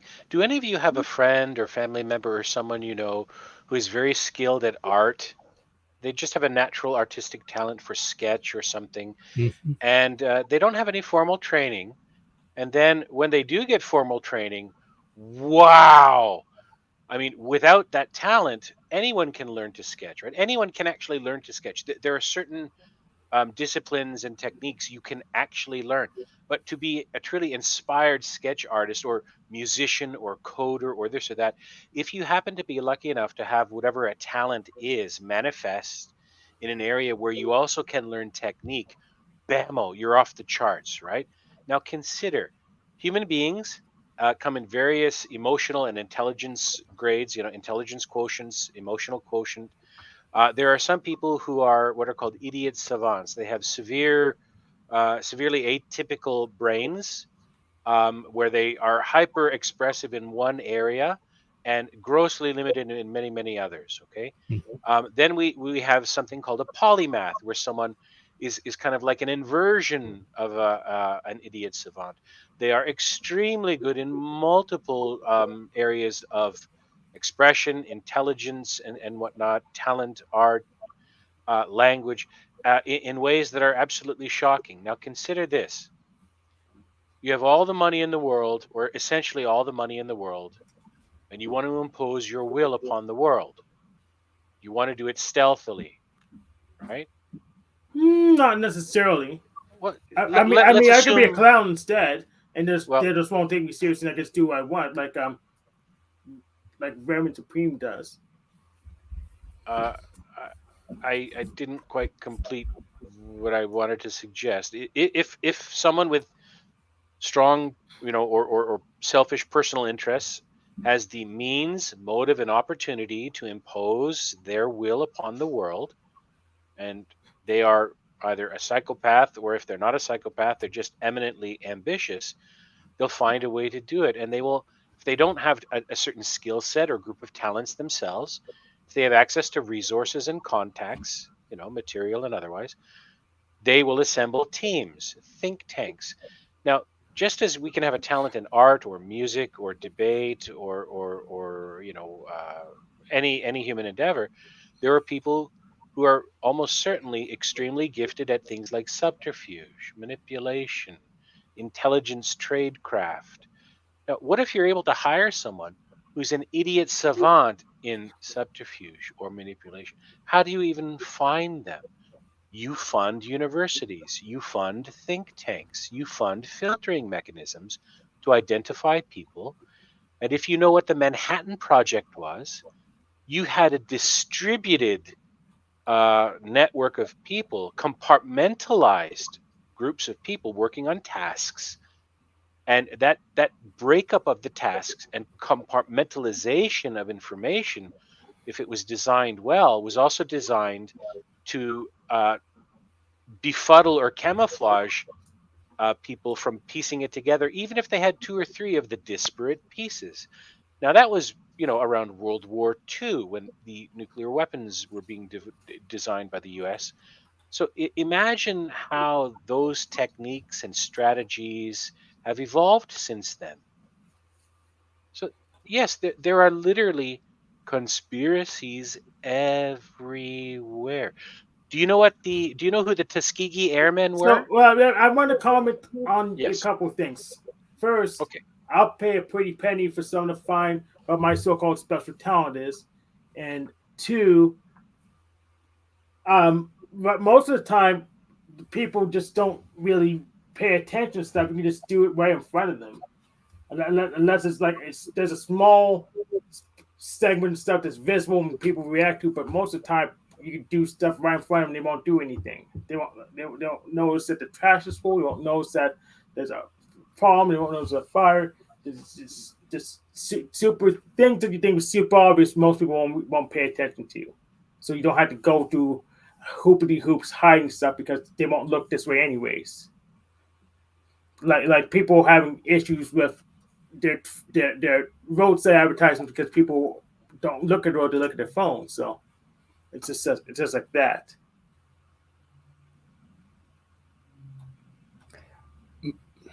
The, every what you said about academics, university, think whatever. That's a hypothetical, but I have no reason to take the leap and adopt it as something currently happening in reality without evidence.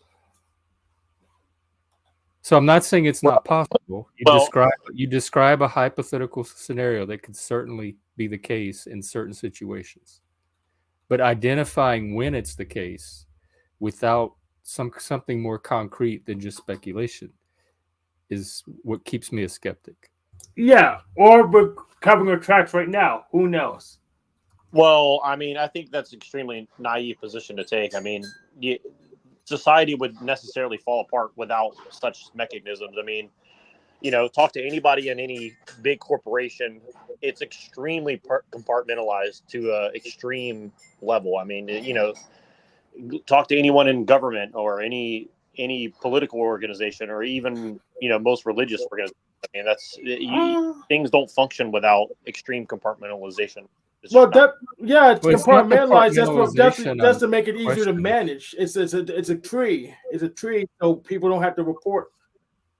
People manage pretty much the manager won't have to manage as many people because people are hard. So it's a tree and it's self-similar, most pretty much all the way down. It's not the compartmentalization I'm questioning. It's the sinister motives behind it, or the cabal of sociopaths pulling the strings.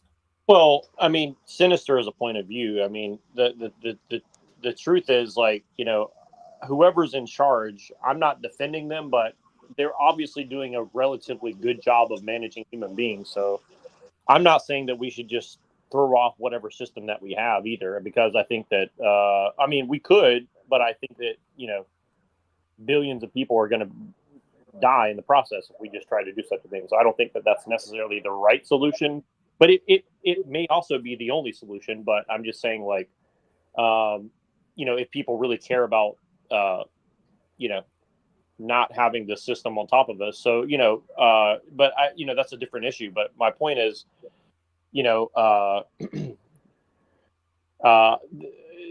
either people don't really want justice and good things in the world, or they've just been so compartmentalized that it's impossible to gain. So that's kind of my point. You know, it's like it really just depends on the people, and I think that I assure you, it is the former.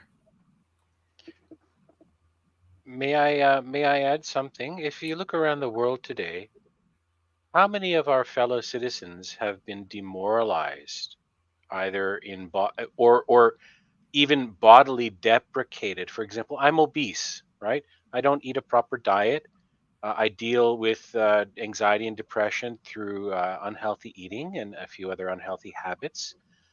Um, Many of our parents and authority, you know, family authority figures are so stressed with bullshit jobs, meaning make work jobs, jobs that are a little harder or more denigrating or a little more time consuming than they should be.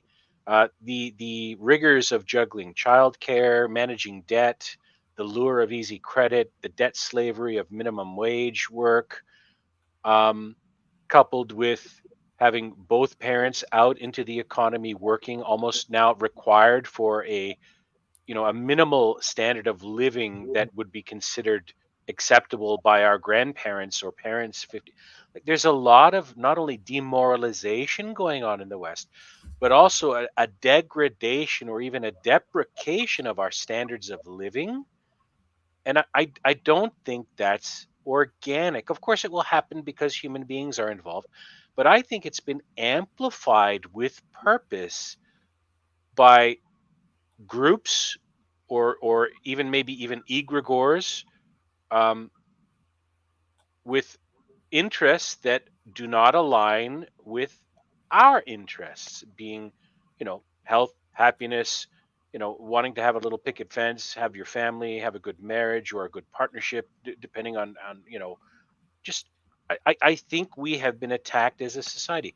There's a Canadian man, his name is Stefan Molyneux, and he's often dismissed or even derided as a misogynist, a sexist, a white supremacist, a Nazi, a racist, an anti Semite. Maybe. I don't know the man, but I've seen some of his work. I've seen a few things that rubbed me the wrong way emotionally, but he put out a fantastic video. I've watched it again recently on Rumble, called The Story of Your Enslavement, or something about human farming. And it changed the way I looked at the world. I don't have much to add to what you said, because I pretty much agree, and I think Stefan Molyneux was a huge influence on my you know, me trying to understand the world. So I would agree with you on that point as well. I think I don't fully endorse his, you know, anarcho-capitalism as much as I used to, but I also think that his solution of trying to raise peaceful children in a peaceful manner worldwide is probably about the most practical solution you could possibly imagine for bringing world peace in the world. So I think that he's done extremely important work as far as philosophically grounding those things, and I think that everything else you said about egregores and the way that society's been manipulated, probably in a very inorganic manner, I think is also very true, because and I think that it's the compartmentalization that has facilitated that to be the case, and that's kind of the point I'm trying to make overall. So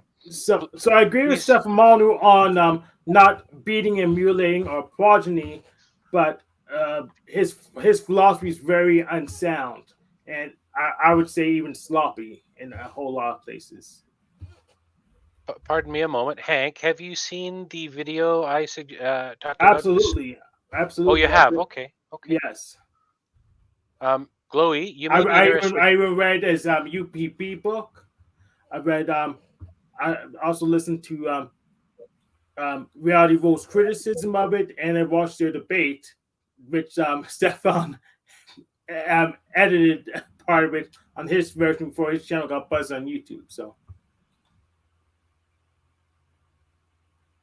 I have a question, but I only have about 10 minutes left. Why do you think it's not organic or emergent?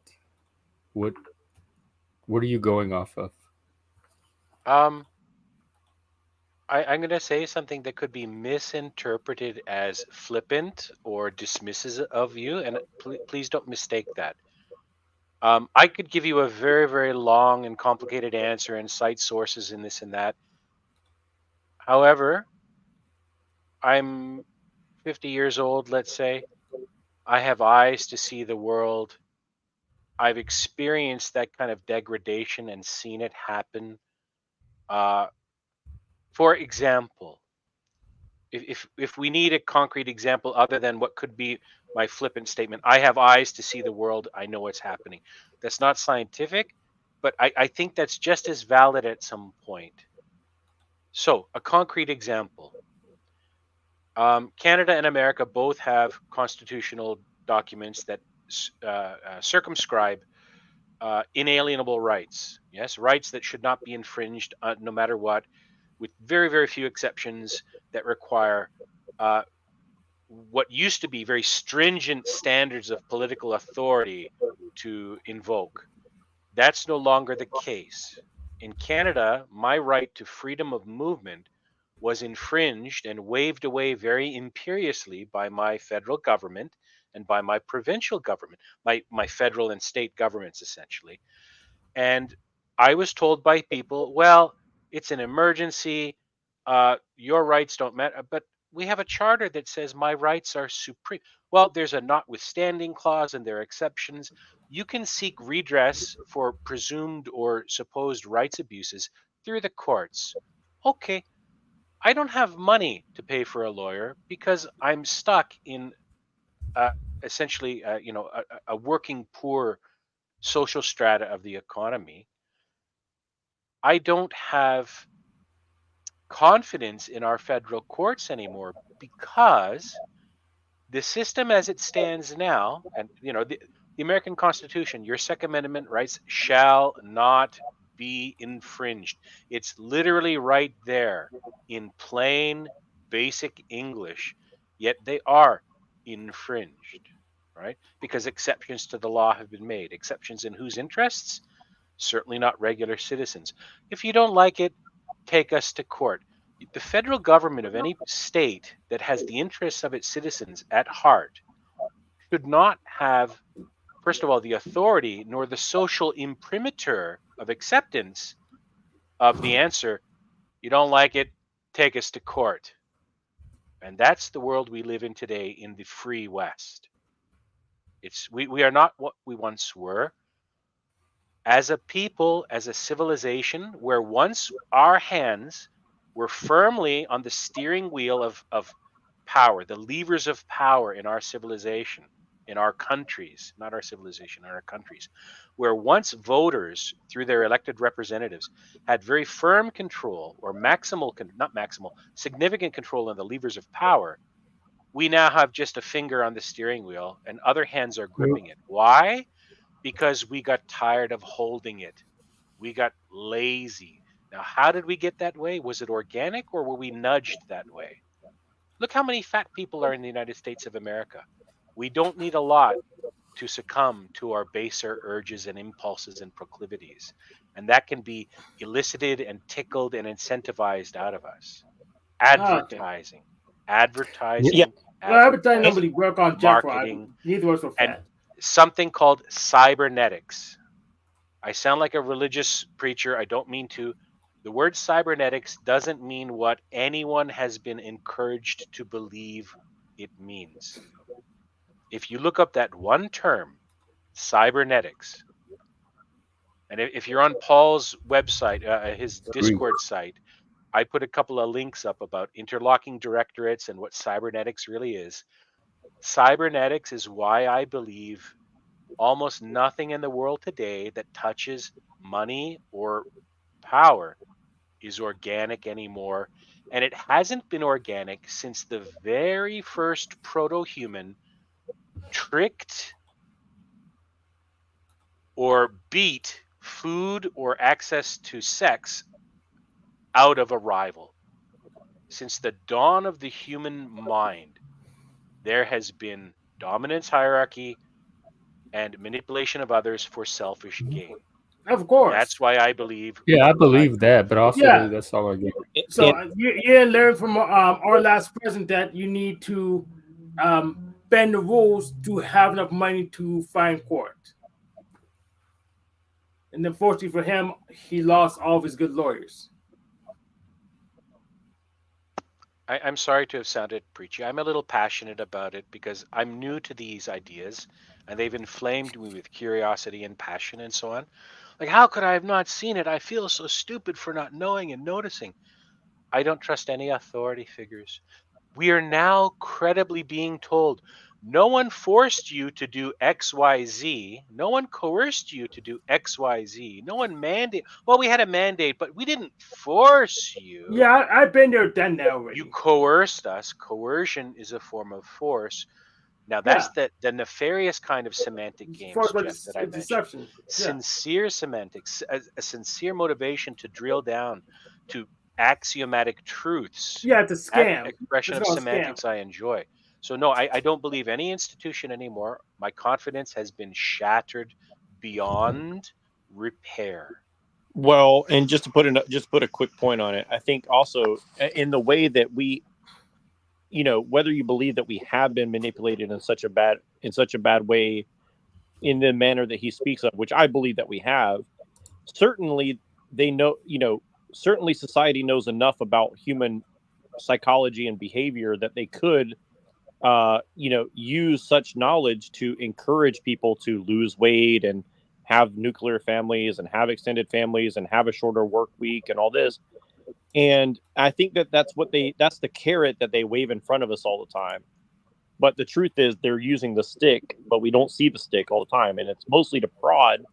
But, every once in a while they got to, take it out and beat a couple people and make the example that, there's a certain line that you're not allowed to cross as far as inquiry or, getting people healthy. And I think that's kind of my attitude about it as well, is like, whether you believe that they've used it for bad or if it's just the way things are, certainly they know enough to use this knowledge in a good way. And that's not happening. Or if it is, it's in a very, it sure is a very strange way of using it. And I guess that's kind of like the optimistic side of me when I look at the system, is like, perhaps these people do have good intentions, but they're just kind of stuck. But regardless if their intentions are good or not, they need to try to find a way to raise the awareness and involvement of the general population. And maybe they're going about that. I don't know, but I have my doubts, and I would certainly like to be convinced that those doubts are not founded. But I don't see the evidence for that, really. Other than that, that's my hope. I keep forgetting you're in Canada, so maybe things are a little different there. I do have to wrap up. I'd love to continue this conversation, though. I feel pretty self-determined in my life. I don't feel like people are manipulating or controlling it. And not feel prodded like all the time. But I can ignore it. I can block it out. Yeah, but I've always been really good at blocking out advertising too. I'm primarily speaking about the population level of our society. Another example. How many untold billions of dollars were spent in Afghanistan prosecuting war? I think No idea. like Untold. 400 billion. Okay. So what would that money have done for what would the what would the multiplicative effect of that spending have been on America? What would the positive goods have been We on probably wouldn't have America? printed it if it didn't have the war as an excuse. We probably just wouldn't have printed that money because it would overheat the economy or something or some other bull crap. What would the effect of that money, the ripple effects of that money, have been on the United States if it had been invested into children, healthcare, education, That's infrastructure, not job evidence of a creation? conspiracy, though. We Well, probably wouldn't I'm have not Boomer finished making president. my point. I'm not finished making my point. In whose interest was it to prosecute war there? It wasn't in the citizenry's interest. Our Defense companies. elected leaders no longer respond to incentives that we designate as primary. They tell us what we'd like to hear so that we'll eventually elect them to the degree that our elections still matter now.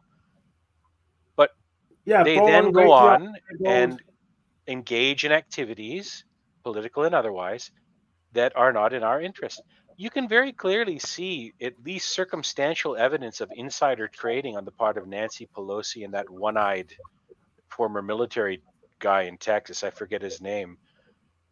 The evidence of Hunter Biden's corruption and links to criminality in Ukraine and other places.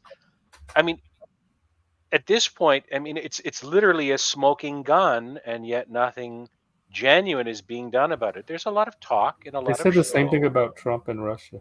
We're Yeah. gonna have Yes, to pick we'll this up leave it for though. later. Cheers, Yeah, everyone. we'll be on in a couple of hours. We'll be back. Yeah. Well, If I'm around, I'll pop on to say hello at the very least. yeah. Well, nice Okay. to talk with you guys, and I'll leave you with this very short point, and I'll jump off. But hopefully, we all make it to Machine Lives tonight, and hopefully, it doesn't. Is he streaming tonight? Oh, sorry, it's Saturday. Oh, Getting- oh yeah, tomorrow. So, but yeah, hopefully, we can talk about this more and have a little more detail. But I'll leave you with this point. In the way that he just said that about Biden, I thought it was ridiculous when people were saying that about Trump. However, I found that my suspicion is actually that there was a Russia connection with Trump, but it was very different of a connection than what people thought it was. And I think that it's another way of looking at how this what people call psyops work, where there's an element of truth, but it's made purpose in order to get you chasing your own tail when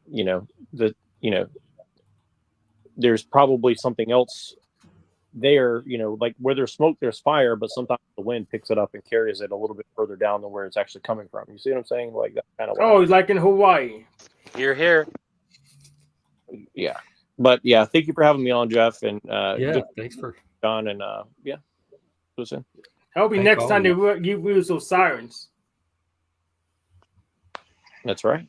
StreamYard doesn't have sound effects like Discord does. That would be nice. We could probably buy a soundboard. I had to experiment with it, and I also need to get StreamYard thing. Okay. Well, that was our show. Have a good rest of your Friday, and Good night, everyone. be back later. Take care.